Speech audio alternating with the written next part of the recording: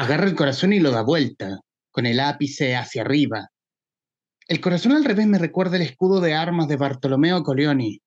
Tres corazones invertidos que representan sus tres testículos, el número de cojones requeridos para ser capitán general de Venecia.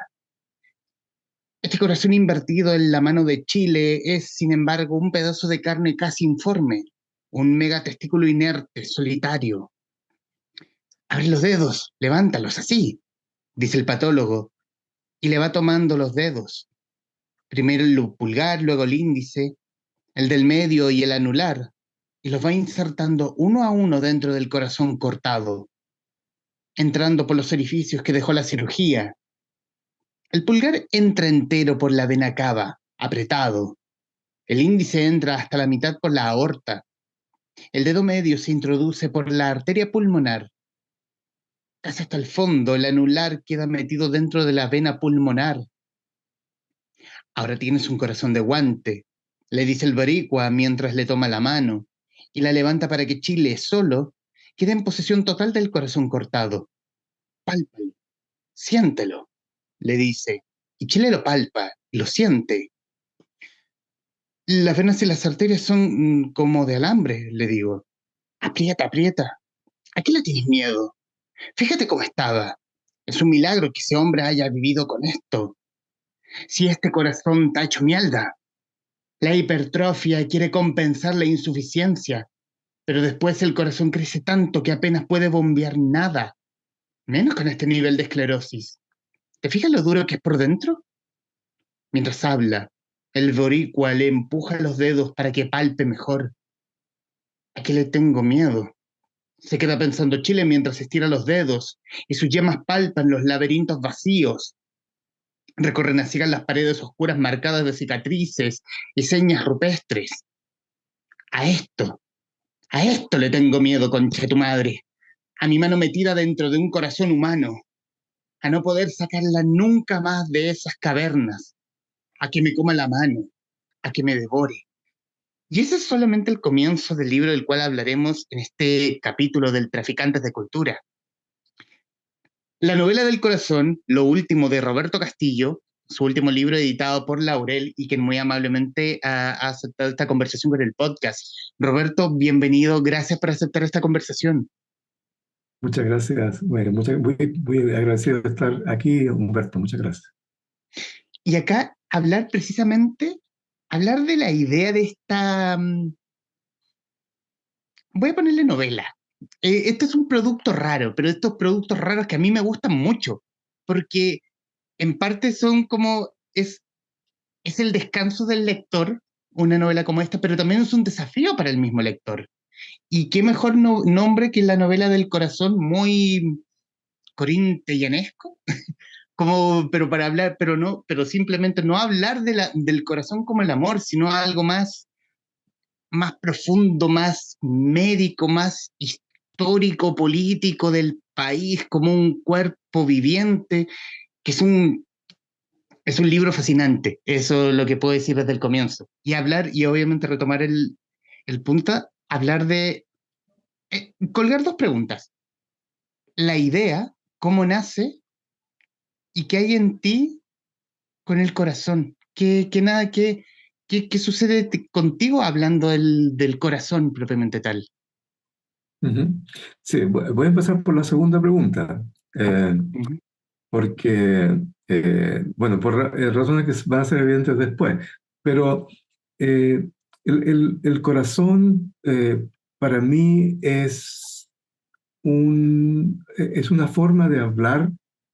O sea, lo elegí como tema, como forma de hacer varias cosas al mismo tiempo. Uno era como saldar ciertas curiosidades, como satisfacer curiosidades mías acerca del funcionamiento mismo del órgano del corazón.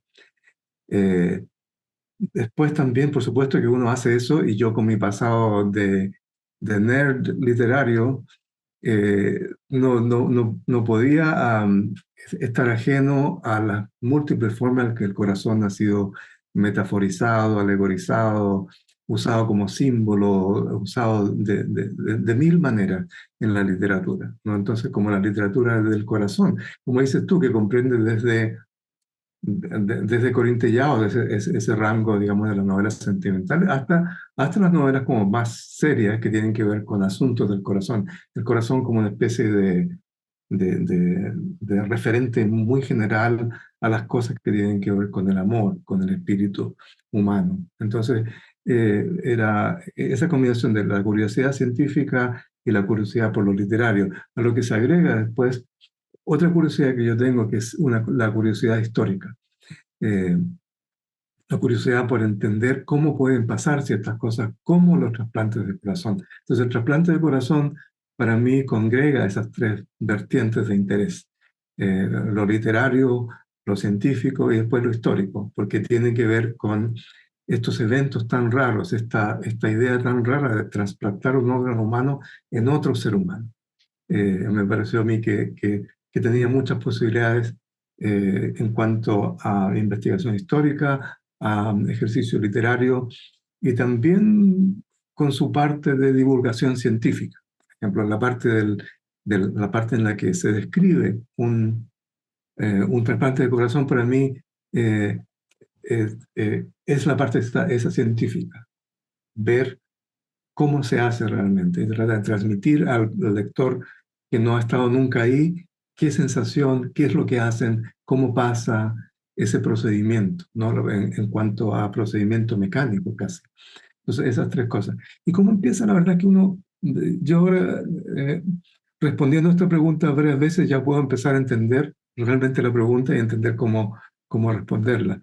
Y la respuesta es súper fome. En realidad, uno no sabe bien por qué empieza a escribir esto. Pero lo que sí te puedo decir es que siempre me interesó mucho la historia de los trasplantes de corazón. Desde chico yo miraba las noticias, yo tenía 10 años cuando se hizo el primer trasplante de corazón en Chile, que fue apenas unos meses después de que se hiciera en Sudáfrica el primero. O sea, en diciembre del 67 se hace el primero en Sudáfrica por el doctor Barnard y en junio del 68 ya el doctor Kaplan en Valparaíso hace el primer trasplante. Entonces, ver las noticias, ver cómo se trataba el tema, entonces me causó mucha curiosidad de niño y esa curiosidad se conservó y teniendo más elementos a mano, acceso a archivos, acceso a recuentos históricos, eh, documentos de la época, yo pude satisfacer esa curiosidad de niño también. Y creo que hay algo ahí, no sé, como que había que sacarle la vuelta darle la vuelta al tornillo, quiero decir, que estaba ahí como suelto, como que lo habían dejado suelto, y empezar a pensar en qué significa eso, no solo como un hito de avance nacional, sino como desde el aspecto más histórico y simbólico.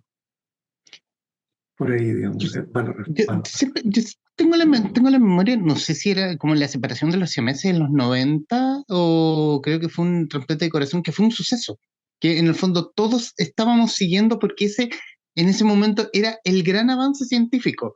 Claro, hoy es como una IA manejando una transnacional como meta, pero antes eran como esa capacidad de un cuerpo inerte, sacar el corazón que todavía sirve y ponerlo y ponerlo en un tipo que tenía un corazón, en la descripción que hace en el comienzo, un corazón casi grisáceo, un tipo que tenía un corazón que ya no le cabía en el cuerpo literal y que ya no era funcional para ese mismo cuerpo.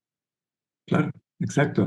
Mira, es que lo que pasa es que los trasplantes de corazón fueron verdaderos experimentos humanos sancionados por naciones como Sudáfrica o como Chile, o sea, no sancionados, sino que alentados por estados como Sudáfrica y Chile, entre cuyos, eh, entre cuyas metas como nación estaba la de verse a sí misma como una nación que progresa, como una Ujú. nación moderna.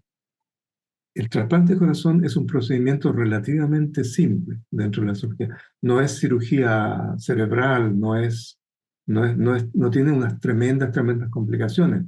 Una vez que y además la gente ha estado viene pensando en cómo hacerlo, la comunidad médica viene pensando en cómo hacerlo desde el principio del siglo XX, ¿no? Y haciéndolo antes en perros, experimentando en animales. O sea que Para los años 60 ya había suficiente información, se habían hecho trasplantes de riñón bastante tiempo ya, y era el momento en que el corazón estaba listo para ser trasplantado. ¿No? El corazón mantenía ese estatus de órgano sagrado, por así decirlo. Entonces, se demoró mucho el trasplante, no porque fuera tan difícil, sino que había que traspasar distintas barreras, pero eran experimentos humanos hechos posibles por cambios de legislación, cambios de protocolos médicos que permitieron, por ejemplo, que eventualmente que existiera la extracción de un órgano sin que se hubiera producido la muerte en ciertos términos. O sea, la muerte cerebral sí, pero los donantes o sea, los cuerpos donantes de órganos a veces parecen vivos porque bajo ciertas eh, definiciones de muerte sí están vivos, siguen respirando, siguen sintiendo ciertas cosas. A los cadáveres a los que les sacan órganos les ponen anestesia. Claro, hay razones ahí que son fisiológicas, no mecánicas, digamos, pero la definición acerca de muerte se pone de repente en tela de juicio cuando vemos que, por ejemplo, un cuerpo al ser sometido a esa extracción vocaliza, ¿no? Porque está todavía respirando y las cuerdas vocales siguen ahí. Entonces, pasan muchas cosas que a uno lo hacen pensar que este tránsito entre la vida y la muerte se ha movido, y se ha movido en razón de metas de salud pública, metas de imagen país y metas también de, digamos, del ego de los médicos mismos. Así que sí, eran experimentos humanos. Una de las cosas que generalmente no se saben es que el, la manera en que el cuerpo evita el rechazo, es, digamos, el compuesto químico que ahora se usa para mantener a raya el rechazo natural de los órganos, no existía hasta 1980 y no fue usado clínicamente hasta 1983, ya que el 67 al 68 no existía la ciclosporina, que es lo que ahora se usa para realmente controlar el rechazo. En esos tiempos se usaba una combinación de esteroides y antibióticos. Entonces, los esteroides se usaban para suprimir el, um, el, el, eh, el sistema, digamos, de inmunidad, el sistema inmune, y los antibióticos se usaban en caso de que el sistema inmune fallara y hubiera una infección, llenos de antibióticos. Entonces, una, eh, la primera trasplantada, por ejemplo, en Chile, María Elena Peñalosa, que al momento en que se le hizo el trasplante, ella en realidad estaba en peligro de muerte. O sea, la muerte era inminente para ella. Era delgadita, flaquita, una enferma cardíaca. Y a las pocas semanas después de estar con el corazón, con un corazón trasplantado, su apariencia física cambia y por los esteroides su cara se hincha y parece otra persona. Entonces, como te digo, ahí está esta cosa de la experimentación humana, ¿no? Hecha con toda la buena voluntad del mundo. Yo no estoy diciendo que esa gente fuera maligna, sino que estaban empujando las fronteras usando los cuerpos de otra gente para lograr su objetivo. Y volviendo a la novela, voy a ponerle el nombre a la novela porque es como te dije, es un artefacto raro esta novela del corazón, que es como un tanto crónica, es un tanto ensayo, es un tanto cuento. Em, ¿Cómo fue darle el tono? Sí, mira, a mí me encanta que tú le digas artefacto extraño, artefacto raro, y porque yo pienso en mi concepción de la novela es que la novela siempre fue algo así. Si tú miras, por ejemplo, a Don Quijote, guardando todas las proporciones, por ejemplo, en Don Quijote, ¿qué hay? Hay un montón de cosas que de repente uno dice, bueno, esto no es novela. Si a Don Quijote de repente lo presenta en un curso de novela, supongamos, hay gente que diría, bueno, pero ¿qué tiene estas narraciones intercaladas que no tienen nada que ver con nada? ¿Qué tienen que ver? la historia del cautivo, que tiene que ver el coloquio de los... O sea, tiene tantos elementos y otras novelas también europeas que contienen narraciones misceláneas, que contienen pequeños ensayos, que contienen incluso a veces pequeñas obras teatrales. La novela te da una libertad, y yo creo que te pide que la uses con libertad. Yo pienso que lo peor que le puede pasar a una novela es restringirse a los parámetros de la novela, no sé, inglesa, norteamericana de principios del siglo XX, digamos. Yo creo que a la novela, para revivir el género, lo que hay que hacer es tratarla mal, expandirla, eh, Ujú. hacer de la escritura una aventura.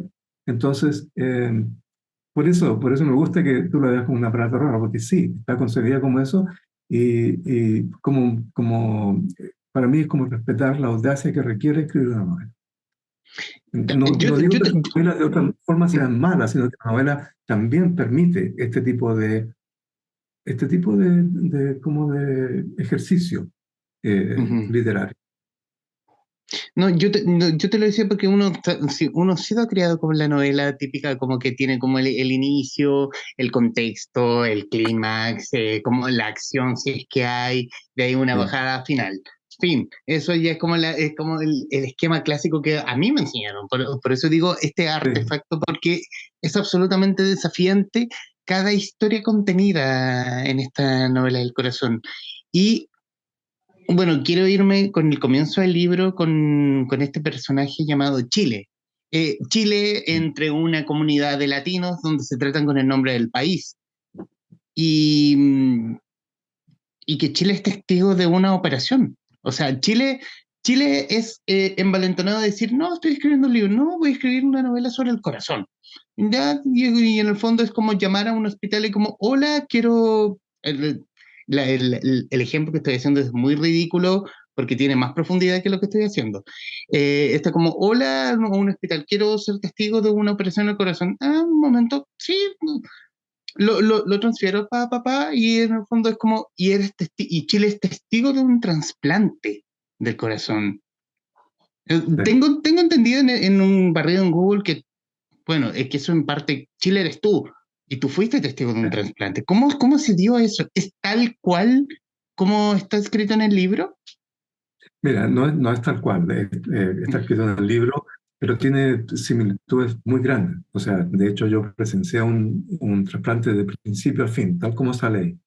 Ujú. O sea, toda la información que aparece acerca del trasplante, de cómo se hace, y ese trasplante en particular, está basado en una experiencia real que me demoré muchos años en poder transmitir y poder recuperar otra vez el estado de ánimo y la percepción que tuve al momento de estar haciendo eso. Y el asunto acerca del llamado también, yo creo que, bueno, así sucedió, de hecho. Yo creo que eh, eh, rompieron todos los protocolos, que la persona que me autorizó y el equipo que me autorizó rompió todos los protocolos de protección al paciente, por ejemplo. La familia no tenía idea de que, por ejemplo, estaba yo ahí eh, a medio metro de distancia Ujú. del paciente. Si hubiera pasado algo raro, algo mal en la operación misma, mi presencia habría causado un gran problema para el doctor, para el hospital, para todo el mundo. O sea, me metió el doctor principal en la operación como un favor, así por debajo de la mesa, digamos. Y yo he pensado mucho en esto. Yo creo que su motivación era realmente que al momento de decirle cuál era mi proyecto, yo realmente describí la parte reportaje, la parte, digamos, celebratoria de este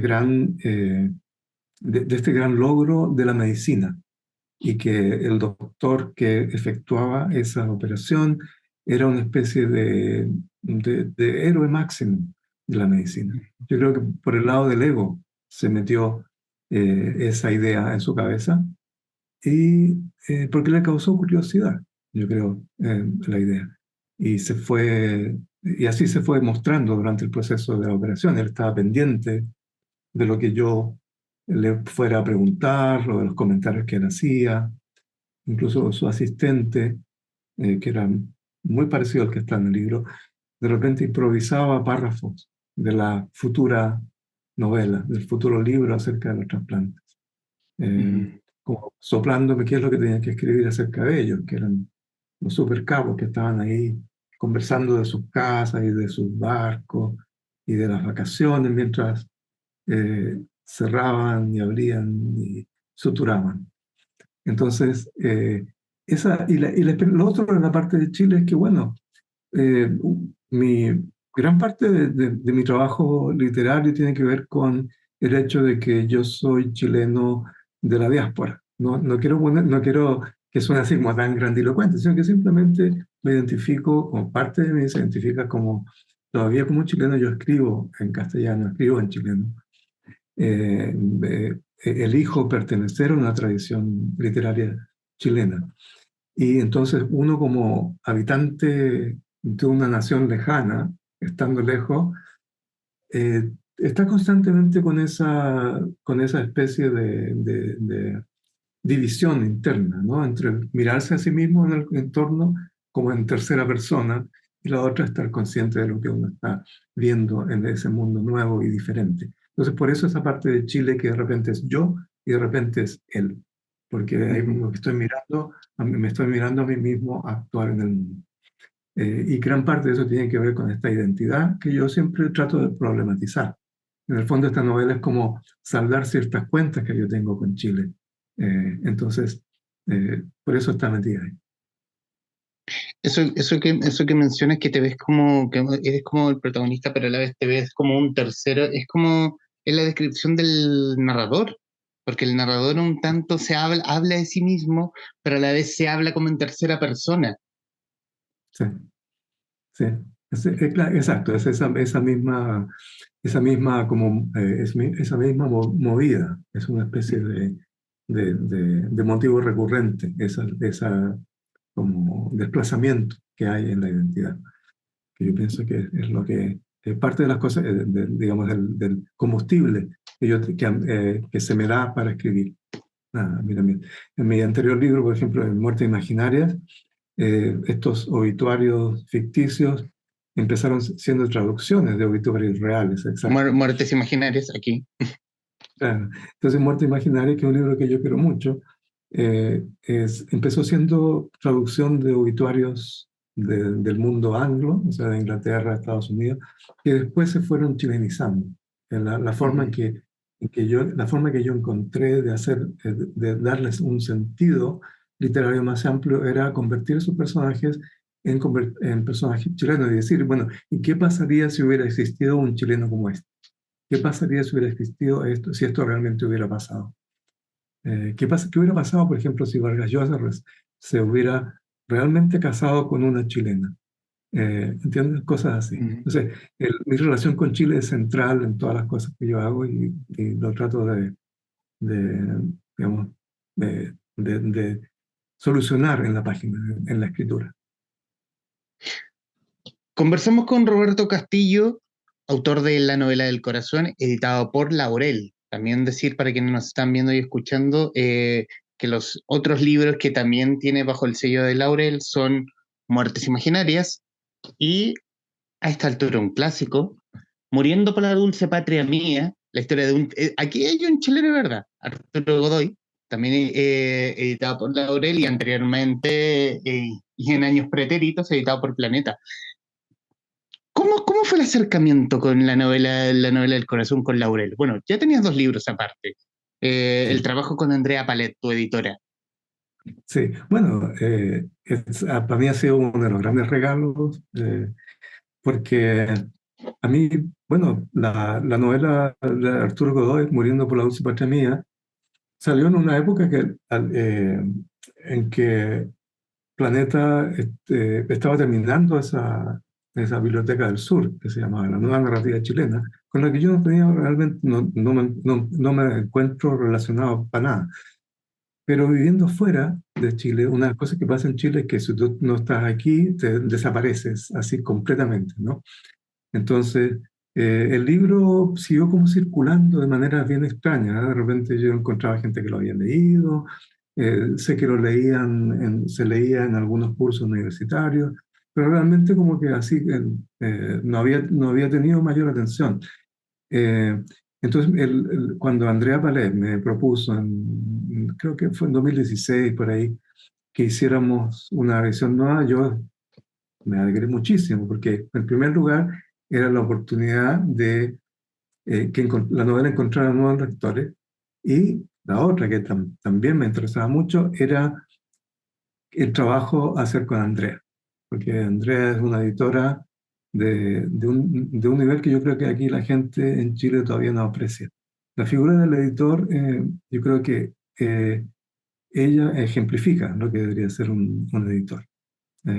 Muy con una combinación de respeto absoluto por el autor, la autora, y por otra parte una franqueza, la que uno espera de un lector exigente. Entonces, para mí fue realmente extraordinario poder hacer esa segunda versión de Muriendo por la dulce patria mía, porque la primera versión se publicó tal como yo la mandé, mi versión, como mi versión final, ¿no? Con corrección de prueba, claro, pero realmente yo hubiera querido, a pesar de mi cariño por Carlos Orellana, el mítico editor de Planeta, a pesar de mi gran cariño por él, pienso que esa novela necesitaba esta labor que hizo Andrea, que es de prestarle atención a los detalles y hacer la novela más apretadita. Además, en la segunda edición de la novela agregamos un epílogo que es como es lo que pasó con la publicación la primera vez, con la primera publicación de la novela, la reacción del público, la reacción de los lectores asociados con Arturo Godoy, el hijo de Arturo Godoy, que regala esa frase hermosa cuando reclama y se queja contra mi novela diciendo, esa ficción miente. Eh, entonces, esa fue la historia. Y Y bueno, esa es la idea, es una ficción, obvio. claro, claro, claro, por eso esa frase es tan genial, porque funciona de varios lados, se la puede leer irónicamente, se la puede leer, es como una invitación a profundizar acerca del tema de la ficción. Entonces, eso fue el asunto. Y está muy, yo creo, desde mi punto de vista, que los tres libros, la novela de Godoy, Muerte Imaginaria y la novela del corazón, están muy emparentadas. El narrador de repente tiene cosas muy parecidas. El narrador de la novela de Godoy se parece mucho al narrador de la novela del corazón. Y hay ciertos personajes que también circulan en las dos. Como el Así, universo de Roberto Castillo. por decirlo así, no de manera tan grandilocuente, pero sí como el mundo y las obsesiones de alguien como yo. Sí. Volviendo a la novela del corazón, en una parte del libro también, o como el ejemplo que, que construyo yo en mi cabeza, viéndolo como en esta imagen del corazón como el país, Sí. ya que no, como dices, eres chileno a pesar de vivir tanto tiempo en el extranjero, eh, como este ejemplo de Chile como un gran corazón que tiene sus bemoles, que palpita demasiado fuerte, a veces demasiado, que hay momentos donde este corazón se cansa y momentos donde este corazón guarda un poquito, baja dos cambios, como que ya, basta. ¿Cómo, cómo ves este Chile, este gran corazón que es Chile? Porque este yo creo que es un es una construcción del corazón que es Chile, un corazón bastante vapuleado por la historia. Así es. Sí, un corazón vapuleado por la historia, lleno de suturas, lleno de contradicciones, lleno de enfermedad, pero también con una vitalidad como porfiada, ¿no? Ujú. Un corazón impredecible, realmente, ¿no? O sea, mira las vicisitudes políticas del último tiempo.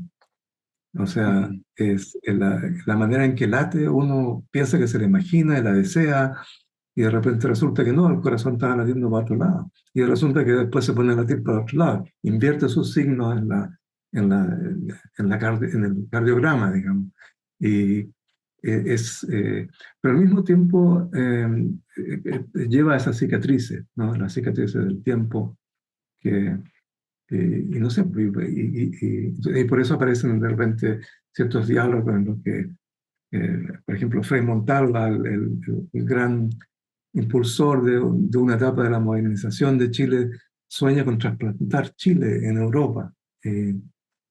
¿Cómo sería trasplantar un país entero en otro continente?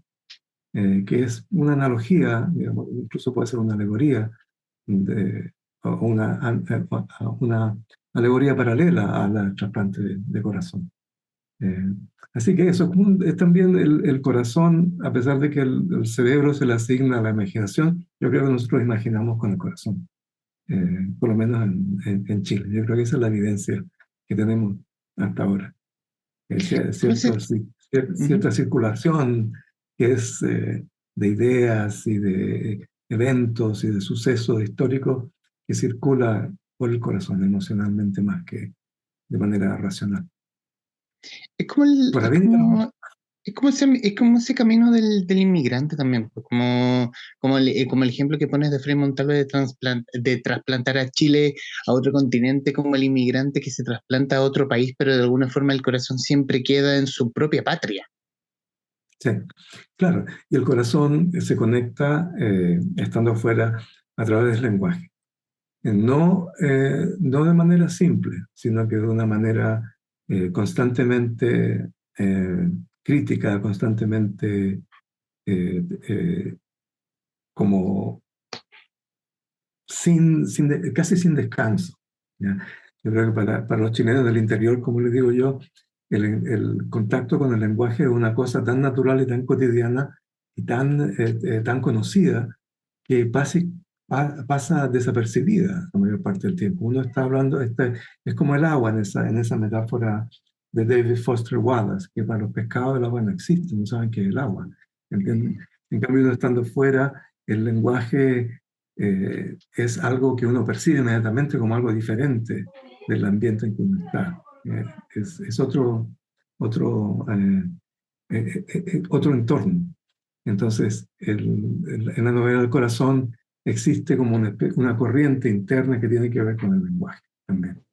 Desde el principio, cuando se habla de la diversidad de expresiones dentro del español de América Latina, hasta después cuando nos vemos enfrentados al habla de una historiadora riquísima que habla en su acento ancestral acerca de Chile y lo pronuncia Chile y tiene todas esas características lingüísticas de la clase alta chilena o la aristocracia. Eso fue gracioso y me dio rabia. Tuve una mezcla rara con ella. Sí, claro, porque claro, y justamente eso, justamente me da gusto que lo diga porque si hay alguna intención, cuando a veces uno no tiene muy clara la intención, pero a veces como que se vislumbra una cierta intención.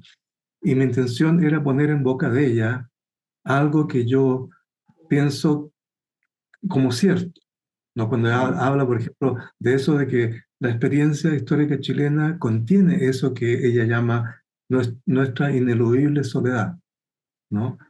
Eh, entonces, pero ella lo dice nuestra ineludible soledad, eh, que es por eso quería provocar que una historiadora rica, que en realidad como que se presenta como una persona no precisamente simpática, sin embargo provea una visión acerca de Chile que realmente yo pienso no se aleja demasiado de la realidad.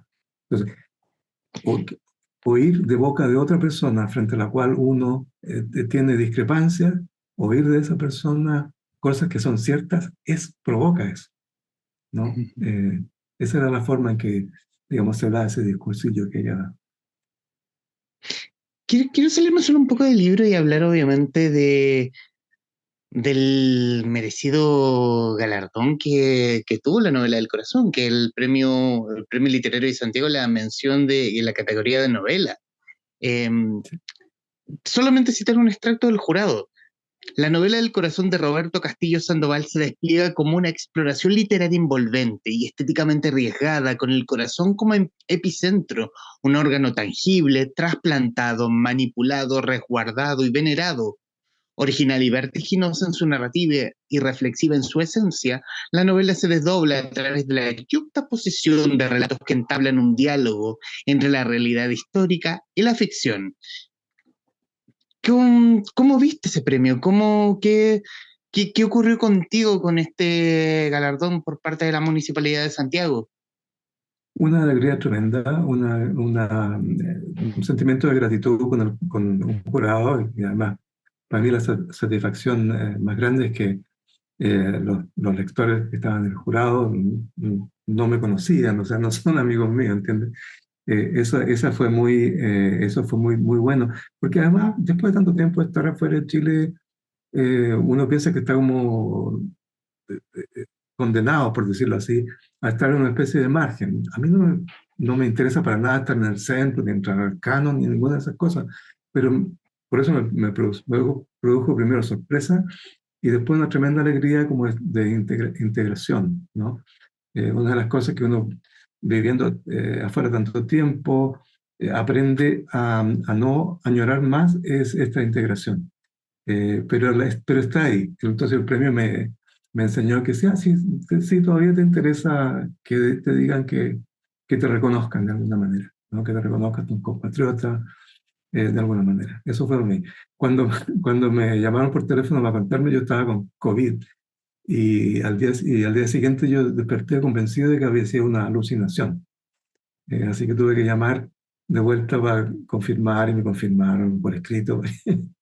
O sea, ese tipo de ensueño eh, era. Así que yo estoy bien contento y yo creo que la lectura, el resumen que hace el jurado, a mí me dice que entendieron la novela, a pesar de que la novela no está precisamente hecha para ser entendida tan fácilmente. O sea, la novela está hecha como para entrarle por cualquier lado y dejarla y después seguir, y si uno quiere seguir por una parte, entrar por otra. Es como un corazón al que, por ejemplo, Chile le entra por varios lados, ¿entiendes? Le entra por aquí, por allá, lo da vuelta, puede ser un corazón, puede ser un gran testículo, puede ser otra cosa, una ballena, ¿no? Que también está ese símil en varias partes. Roberto, y hablar de sensaciones, ya con el libro publicado, bueno, de noviembre de 2022 a hoy, después del premio, ¿qué sensación te deja a ti, mirándolo desde la perspectiva de haberlo publicado ya hace poco más de un año? Sí. Mira, yo le contaba el otro día a una amiga que este libro, yo estoy muy contento con el libro, me alegro mucho de haber tomado los riesgos que tomé, porque yo sabía que era un riesgo, ya sabía que hay gente que iba a decir, bueno, ¿esta cuestión qué es? ¿No? Y ya pasó antes, antiguamente, con la primera versión de Muriendo por la dulce patria mía, porque también tiene estos elementos de ficción, qué es verdad, qué es crónica, qué es ficción. Hubo una deliberación en un premio por ahí en que una miembro del jurado, según me contaron, dijo, esta cuestión no es novela.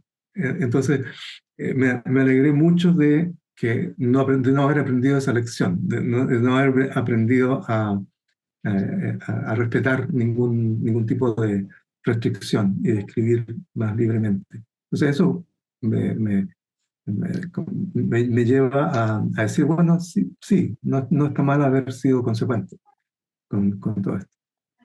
Y continuar, digamos, haciendo ese tipo, no repetirme, pero teniendo en cuenta que esta expansión de lo literario para mí es muy importante. Perdón, o sea, sí.